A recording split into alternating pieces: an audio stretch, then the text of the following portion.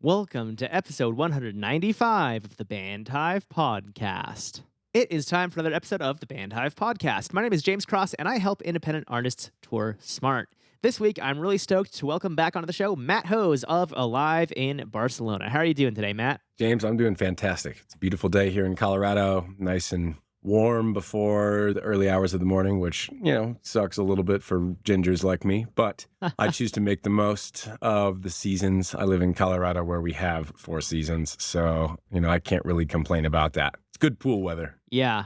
Oh, man, pool sounds nice right about now. Maybe not so much because it is gray and rainy here, and don't get me wrong, I love the rain, but my town, which thankfully I live up on a hill, my town was literally underwater a couple days ago, and we're recording this mid-July, considering that this comes out on August 22nd. So if you heard about the floods a month and a half ago in Vermont, that was my town. Thankfully, no one died, as far as we know. So it's only property damage, which sucks, especially for people who lost stuff of sentimental value. We got really lucky up here that our worst situation was water coming into the basement through our electrical conduit because the lines are buried. But I taped a funnel to a hose and put it into a bucket. So we made it through that as well. Ingenious. I MacGyvered it. Watching that series definitely counted for something. That's right. So we made it through, and thankfully we don't really have anything to complain about.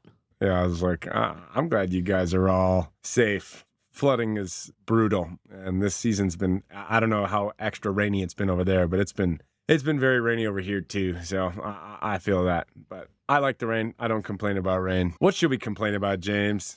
Well, I'll tell you what. People who complain about Spotify. We're going to complain about the complainers. Yes. Complaining about complainers. This is meta. No. We're not talking about Facebook or Instagram today. No, today we're talking about the bane of every musician's existence, the dreadful Spotify. Boom, boom, boom. Indeed we are. And I just want to preface this and say, I agree that artists should get more money from Spotify. But I absolutely do not agree with the people who complain about Spotify and say, this is terrible, we need double the payout, blah, blah, blah. No. That's not how it goes. We have a laundry list of reasons not to complain about Spotify.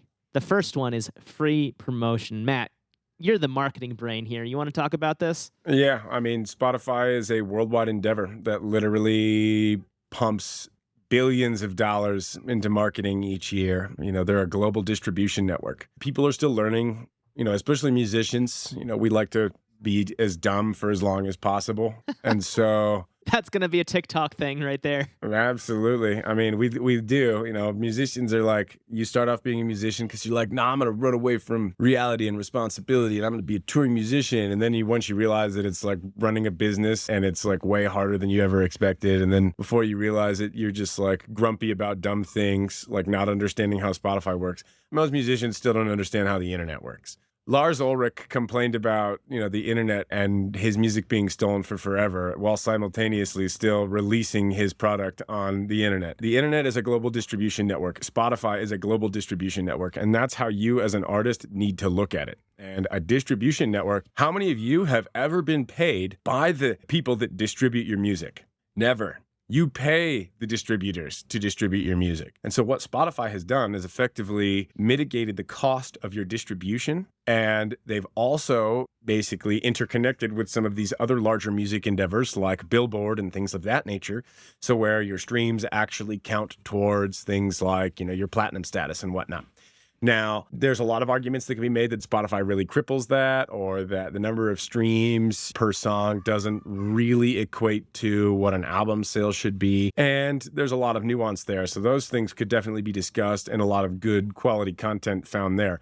But the biggest thing that you need to realize is that Spotify is there to make the world able to hear your music. When you put something on Spotify, you are basically agreeing to being a part of a global distribution network. You just said, hey man, I'm a fish in the sea and I want to be caught, but nobody's going to be able to find you without a fish finder. And that's what Spotify is. Spotify is the fish finder. Now, it doesn't necessarily mean that somebody, your top fans are going to immediately find your music. It doesn't mean that they're ever going to find your music, but it does give you much more of a chance. And it also has revolutionized the way that music is distributed. And honestly, it's slowly but surely making its way towards how music is released, how music is produced, how marketing releases are planned. And there's a whole bunch of like downstream effects that these things have. But the biggest thing that people need to realize is that the risks of putting your music on a global distribution network is that the monetization of each individual time your music is played is going to be significantly less. Back in the day, we would have singles on the radio. Now a band would go out, they'd record 10, 12 songs or whatever,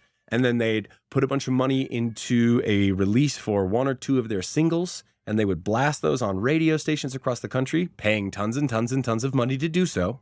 And if some of those songs would catch, then when you released your album, you had the opportunity to monetize on your $10 to $12 to $15 CD. That's changed a lot. The biggest thing is, for those of you who remember buying CDs on a regular basis after only hearing singles, it was a total roll of the dice. You'd be like, well, I really hope the rest of this album is good. I heard 2 songs off it. I'm going to go spend my, $12 that I've saved up. And you might end up with like the 2 good singles that you liked and a bunch of other awful songs. Lost profits.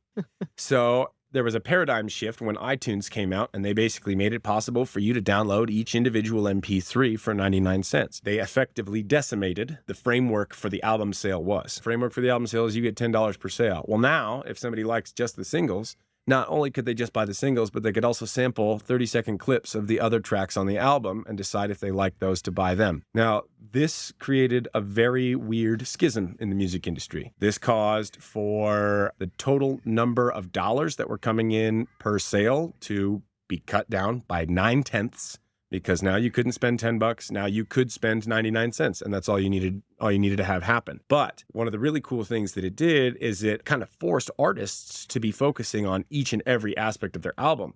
Now you couldn't hide 8 crappy songs behind 2 good ones. This, kind of forced a bunch of artists into a better writing structure. And so where, you started having artists that were recording a lot more songs and then letting producers like sift between them and saying, these are your good ones, these are your bad ones. And that was back when the music industry still had a huge production budget. And so producers could really come in and produce songs rather than just being an audio engineer and tracking them. So with Spotify, when it came out, it basically put the nail in the coffin. It buried what iTunes killed. So now, instead of the single individual sale, first it was decimated from 10 to 1. Now it was for you to make the equivalent amount of money as selling one song, you need to, to make 99 cents, you need like, what is it? How many streams is it, James? I'm sure you've got a figure for me. Yep, 263, 264, about that. That's to make your 99 cents.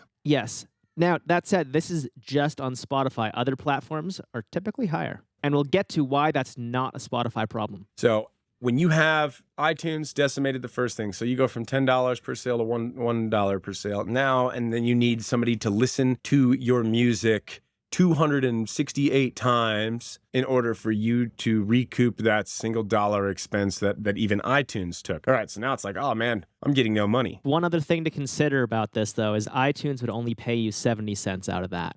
That's true. The 99 cents, that's what the total cost was. That's not what the total profit was. So in reality, it's going to be, 30% less than that. So you're looking at 184 plays on Spotify equals 1 iTunes sale. 184. And if you just do a little basic math, if you have a 3-minute song, that's 550 minutes worth of playtime for you to equal what one sale was. So, it's really easy for an artist to look at all these figures and say like, wow, there's no money here anymore. This has all been, this industry's dead and Spotify is to blame. It's like, well, no, because back in the day, you make $10, but in order for people to have even heard your single to begin with, you're paying $500 per radio station for them to even play it. So let's say you want to roll that out to 20 radio stations, a single small network across the country. And, oh, well, we got to pay the gatekeepers. All right, well, I'm going to need a $8,000 marketing budget. Oh, okay. Well, now Spotify has taken care of that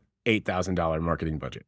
And it's really cool because they've supplemented that cost by getting marketers to come in and pay ad revenue. Not only do the people have the premium memberships, but also with ad revenue, people are able to come in and listen to a song here and there, and you're still able to tap into that global distribution network without ever really paying a penny. That's huge. Absolutely agreed. And I think there's a couple things that I want to pick apart here, Matt, and go into in more detail because you're absolutely right. The first being that when we talk about iTunes versus Spotify, they actually both pay the same percentage to the rights holders. And when I say rights holders, I'm talking about artists and songwriters. Artists may or may not be the record label because very often the record label collects artist royalties until that artist has recouped on that release, which recoup means they've paid back the advance. Everything the label gave that artist financially has been paid back. And so that's why when you hear a lot of major artists complaining, oh, I got 20 million plays and I got like $100 from Spotify. It's like,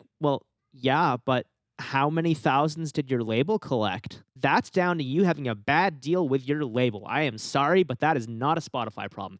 That is you signing a bad deal. Why are you not complaining about the deal you signed with the label? Oh, wait, it's because you opted into that and your lawyer said, tough luck. So you're going to go make a stink about something that will get you publicity, get you on the news, and remind people that, you know what, maybe you still are relevant even though you haven't released a good song since 2002. That's right.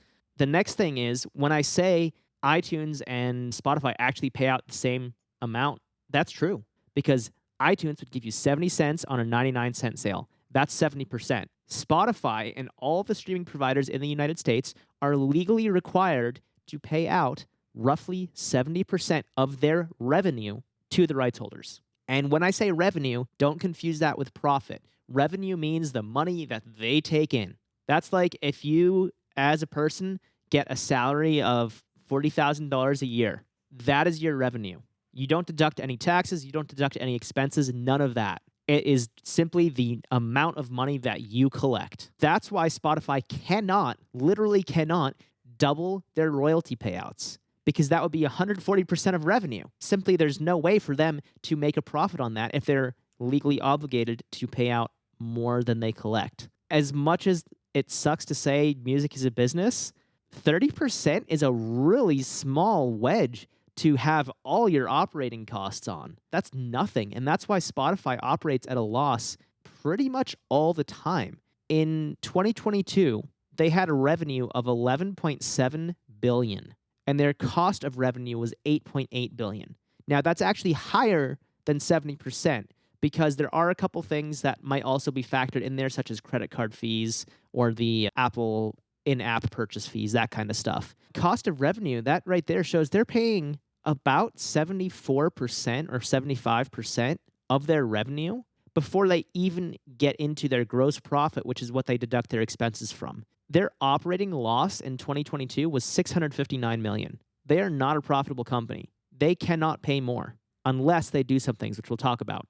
But that said, Spotify being a trickle of income for artists and right holders over time, yeah, you know what? That's kind of rough. But if you look at it this way, you're probably coming out ahead of a physical release because when you do a physical release, guess what? You have to pay in advance to have your CDs or your tapes or your vinyl records made.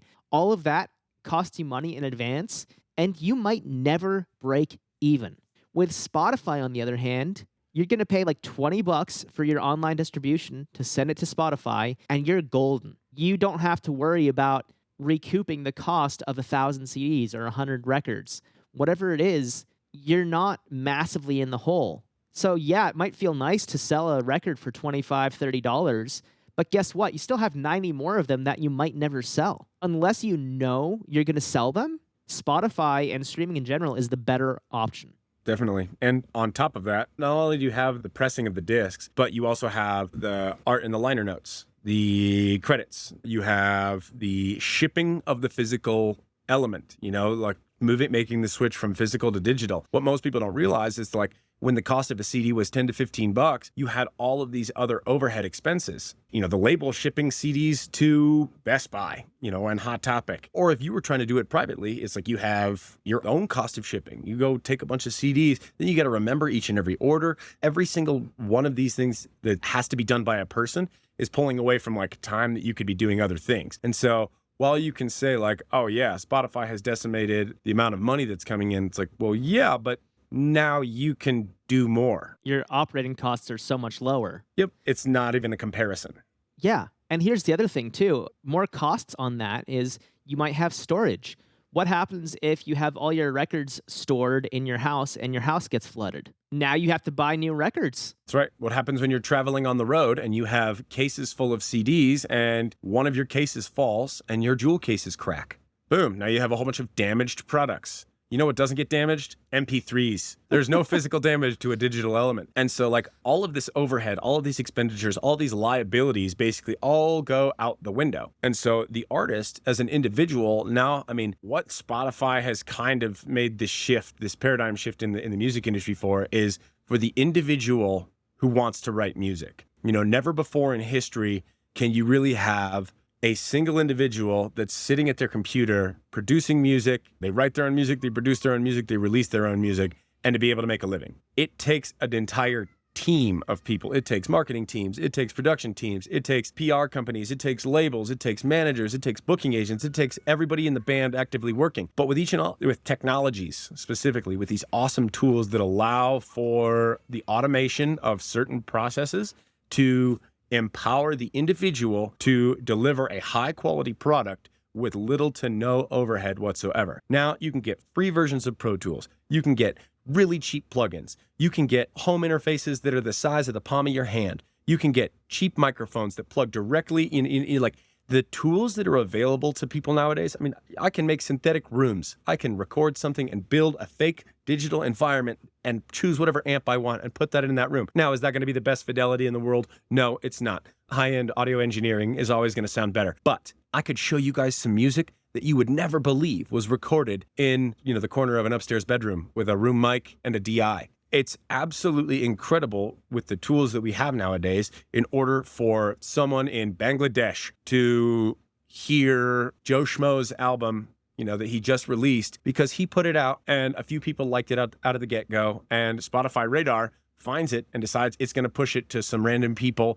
in similar districts, whatever their algorithm decides that, they want to push it to. And all of this is free marketing. Between Spotify and Facebook and social media in general, you had to get online and you send everybody all these messages. If you're lucky, if you were smart, you did mailing addresses and you got email addresses from people, and you would try to build street teams. And you would try to, make these true quality fans that would develop networks of people that they would all incentivize each other to come to the shows. And so you basically had street teams working on the ground before you ever got there. Well, now we live in a day and age where you don't have to go and individually like people's posts and send them a personal message and stuff like that. And it's like, I remember doing this for years and years and years, where it was like, oh, we hit our 100 limit on Instagram. We can now no longer comment on people's stuff. And there were these natural barriers in the industry that prevented you from actual distribution. Now that channel is open. There's no more dam. Now the river flows.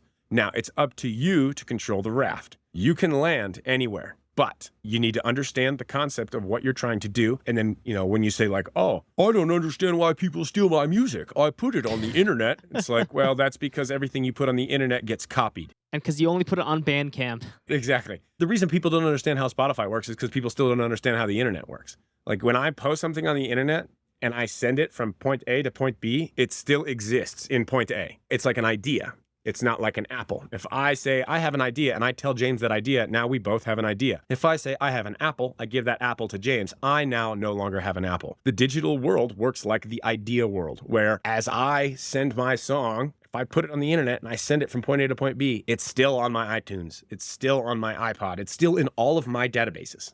And it now also exists with a carbon copy somewhere else on the internet. The internet is the fundamental pillar of the global distribution network. That's why it's one of the most powerful tools in history. That's why people who build their own websites basically took the cost of running a brick and mortar shop and decimated it. It's doing the same thing, does the same thing to all these industries. It cuts down on all of these overhead liabilities and allows you a much, much, much larger distribution network. So then you can allocate your funds, which, you were doing for oh, I got to make sure there's carpet in my store. Got to make sure the inventory's full.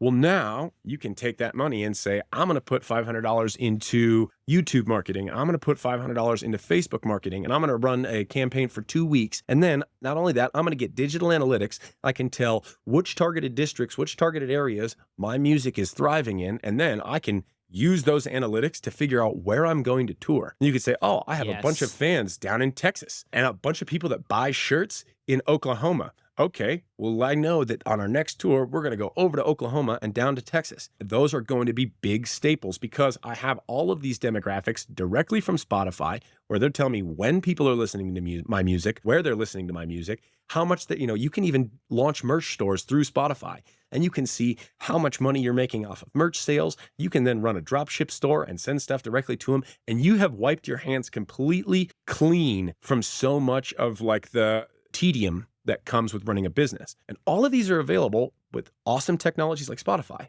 Absolutely. And it's so important to recognize that, yeah, again, I think Spotify should pay more, but with the current structure, they can't.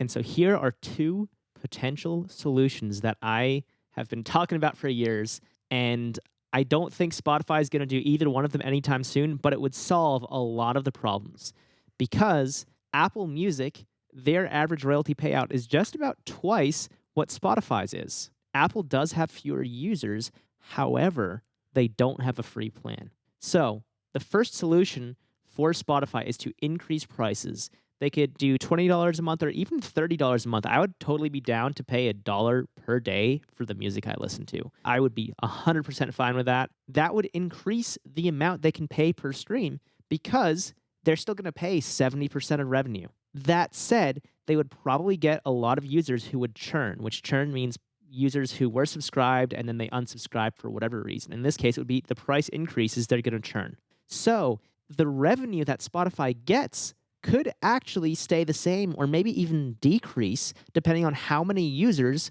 stop paying for Spotify, which would mean ultimately you're getting a higher per stream rate, less money overall if the company is bringing in less revenue. So there's pros and cons. Spotify would have to test and find the exact point where they can maximize revenue.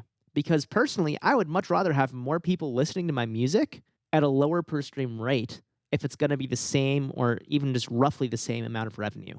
Like if I can get 1,000 people listening per month at $0.0038, so 3/10 or almost 4/10 of a penny per stream, I would much rather have that than get the same amount of money from 200 people listening. Because I want 1,000 people listening who can then go out and buy merch, come to my shows, all that kind of stuff. A larger target audience. Exactly. If it's going to be even roughly the same amount of money, I want more people listening. Because I'm not looking at that per stream. I'm looking at how many people are engaging with my music on Spotify and what's the total amount I'm getting. And if you can increase that money, that is great.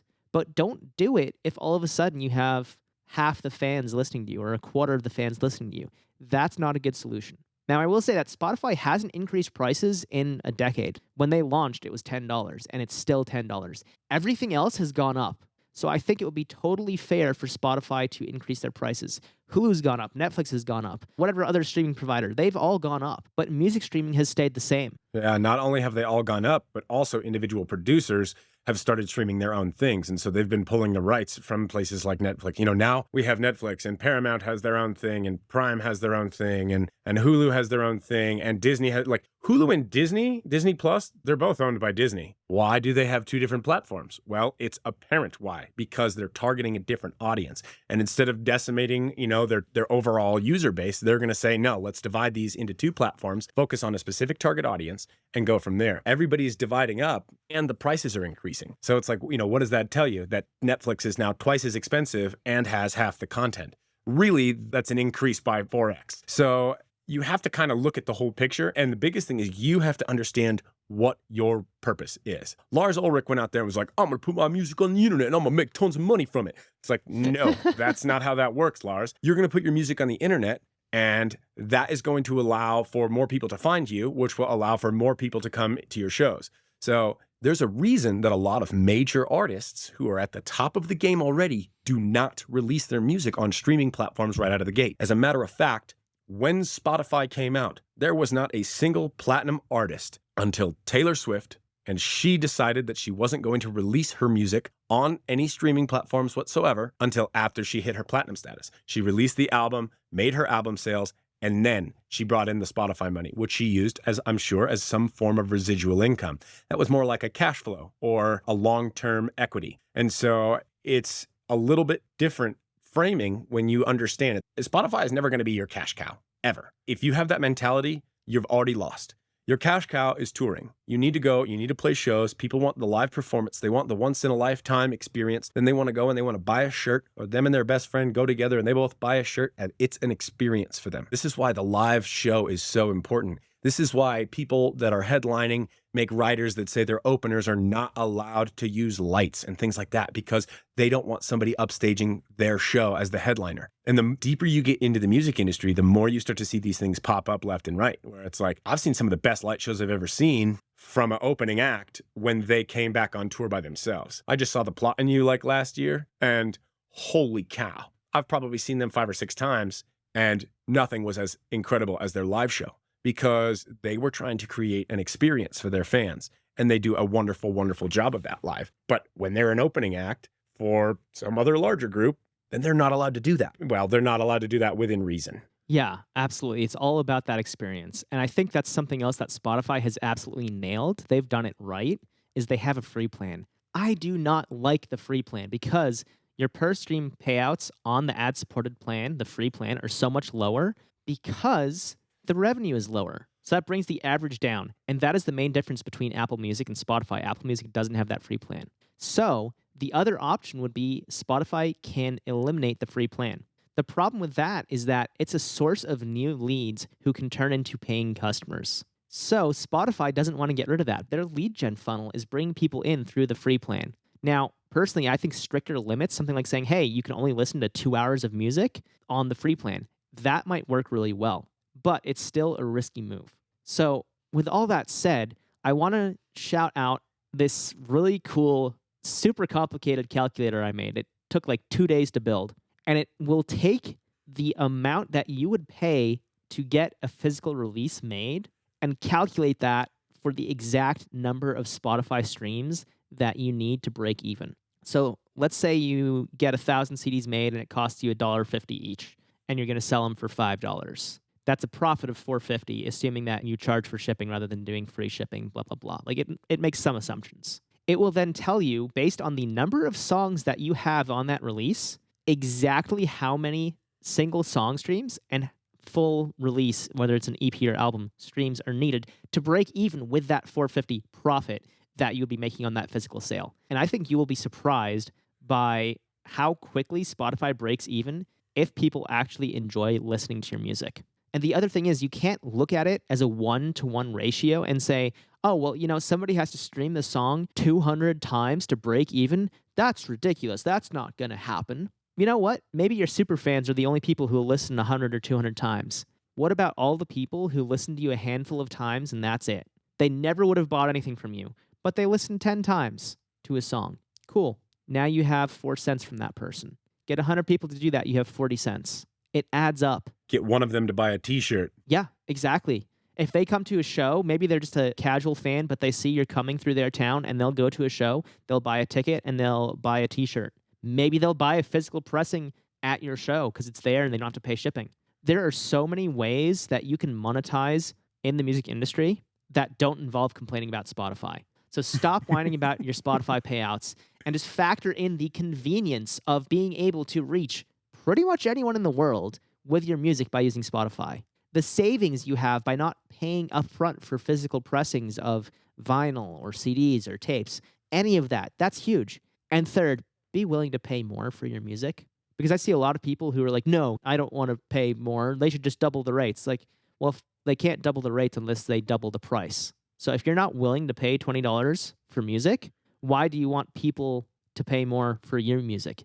That does not make any sense. If you're going out there and talking about wanting more money, you have to be able to put your money where your mouth is and support artists. Boom.